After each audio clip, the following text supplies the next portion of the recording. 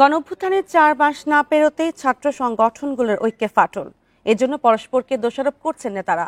বৈষম্য বিরোধী ছাত্র আন্দোলন প্ল্যাটফর্মের বিরুদ্ধে অগণতান্ত্রিক আচরণের অভিযোগ ছাত্র সংগঠনগুলোর। আর বৈষম্য বিরোধী ছাত্র আন্দোলন বলছে, বিভাজন টিকিয়ে রেখে কিছু সংগঠন অপরাজনীতি করছে।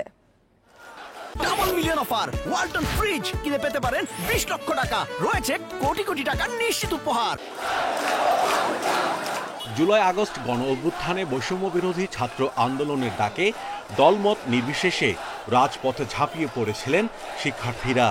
রাজনৈতিক মতাদর্শে ভিন্নতা থাকলেও যুগপৎ আন্দোলনের নামে ছাত্র সংগঠনগুলো। তবে 4 মাস না পেরোতেই ঐক্যে ফাটল। গত 3 ডিসেম্বর প্রধান উপদেষ্টার সঙ্গে শিক্ষার্থী প্রতিনিধি হিসেবে শুধু বৈষম্য বিরোধী ছাত্র আন্দোলন সমন্বয়কদের একটি অংশ মতবিনিময় করে।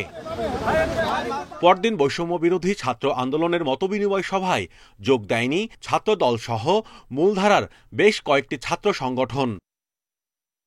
একদিন পর 5 ডিসেম্বর ছাত্রদলের নেতৃত্বে 28টি ছাত্র সংগঠনের নেতাকর্মীদের মতবিনিময় সভায় ডাকা হয়নি ছাত্র শিবির ও বৈষম্য বিরোধী ছাত্র আন্দোলনকে।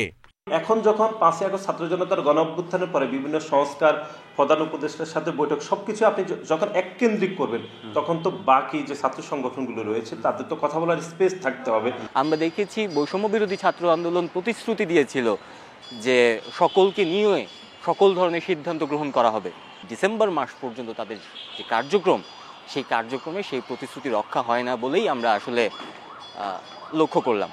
ছাত্র শিবির ঐক্যে ফাটল দেখছে, তবে ছাত্রদলের মতবিনিময় সভায় ডাক না পাওয়াকে বড় করে দেখছে না সংগঠনটি। আন্দোলন চলাকালীন থেকে শুরু করে আন্দোলন পরবর্তী সময়েও আমাদের পক্ষ থেকে এখন পর্যন্ত ঐক্যের ফাটল ধরে এরকম কোনো বক্তব্য দেওয়া হয়নি। তবে দুঃখজনক হলো সত্য, অনেক গ্রুপ থেকে অনেক জায়গা থেকে ঐক্যকে ফাটল ধরানোর, বিতর্কিত করার জন্য অনেক কিছুই করা হয়েছে, কিন্তু আমরা চেষ্টা করে যাচ্ছি যাতে করে ঐক্যের মধ্যে কোনো ফাটল না ধরে।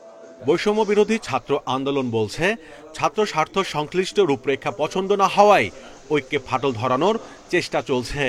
একটা বিভাজন স্পষ্টতা তারা তৈরি করছে, যাতে করে ছাত্র সংসদ ভিত্তিক ছাত্র রাজনীতি যাতে চালু করার ক্ষেত্রে বাধার সৃষ্টি করতে চাচ্ছে এবং এই বাধার মাধ্যমে তারা সেই অপরাজনীতিটাকে টিকিয়ে রাখতে চাচ্ছে। একইভাবে তারা এটাও চাচ্ছে না যে নতুন ধারার রাজনীতি আসুক। আপাতত দূরত্ব তৈরি হলেও জাতির বৃহত্তর স্বার্থে সবার সঙ্গে আলোচনার মাধ্যমে আবারও ঐক্য গড়ে তোলার আশা ছাত্র নেতাদের।